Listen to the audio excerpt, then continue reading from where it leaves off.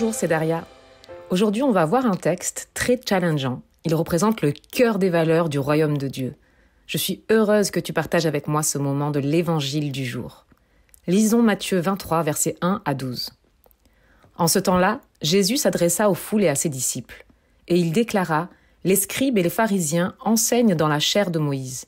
Donc, tout ce qu'ils peuvent vous dire, faites-le et observez-le. Mais n'agissez pas d'après leurs actes, car ils disent et ne font pas. Ils attachent de pesants fardeaux, difficiles à porter, et ils en chargent les épaules des gens. Mais eux-mêmes, ils ne veulent pas les remuer du doigt. Toutes leurs actions, ils les font pour être remarqués des gens.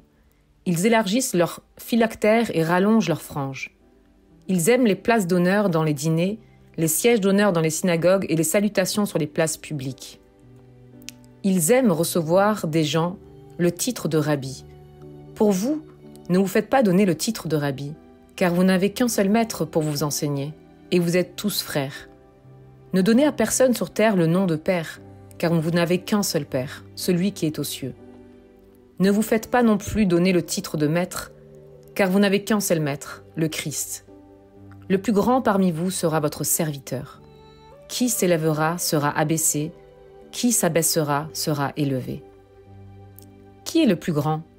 Est-ce que c'est celui qui va réussir tout ce qu'il entreprend ? Est-ce que c'est celui qui sait tout ou qui a une grande renommée ? Dans ce texte, Jésus va s'adresser à la foule et à ses disciples en parlant des pharisiens et des scribes. Je ne pense pas que Jésus ait du style à parler d'autres personnes sans raison derrière. Si Jésus nous parle ainsi des scribes et des pharisiens, de leur comportement et des choses à ne pas faire, c'est que peut-être il savait que nous serions confrontés à la tentation d'être pareils. Soyons honnêtes, qui n'a jamais été face à ce genre de situation ? Le reproche qui me frappe beaucoup est quand Jésus va dire « Toutes leurs actions, ils les font pour être remarqués des gens ». Qui n'a jamais fait quelque chose pour être remarqué, pour être vu, ou ne serait-ce juste accepté à sa juste valeur ?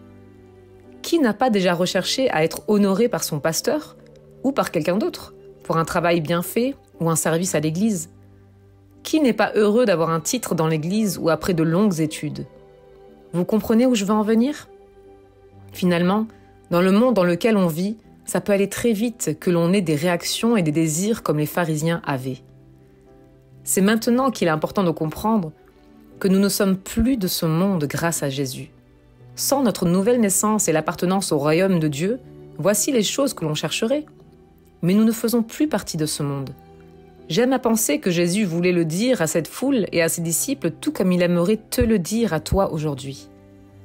Ce monde te dit d'aller de plus en plus haut, en écrasant au passage tout le monde pour atteindre des sommets. Et Jésus te dit que pour atteindre des sommets, il faut aller vers le bas, que la vraie hauteur, c'est l'abaissement. Jésus bouleverse les codes, et il va rappeler d'une manière très directe et compréhensible que si nous marchons avec lui, nous ne sommes plus soumis aux façons de faire de ce monde. Cela me fait penser à ce verset en Proverbe 29, verset 23. « L'orgueil d'un homme l'abaisse, mais celui qui est humble d'esprit obtient la gloire. » Jésus va tout bouleverser en disant que celui qui s'élèvera sera abaissé et celui qui s'abaisse sera élevé. Il va nous dire le contraire de ce que le monde nous dit. Pour atteindre les sommets, c'est vers le bas et surtout en précisant que le plus grand parmi vous sera votre serviteur. Tu veux atteindre des sommets ? Sois le plus grand serviteur. Il n'y a pas de raccourci dans le royaume de Dieu. Je t'encourage à regarder si tu vis les valeurs du royaume de Dieu, les valeurs de l'humilité et éventuellement mettre en place des changements si cela est nécessaire. Regarde comment tu peux servir ton prochain, à l'église, dans ta famille, parmi tes amis, dans ton quartier ou dans ta ville. Il y a tellement de façons différentes de bénir et de servir les gens. Sois créatif, mais surtout, mets en pratique la parole de Dieu. Sois béni, serviteur de Dieu.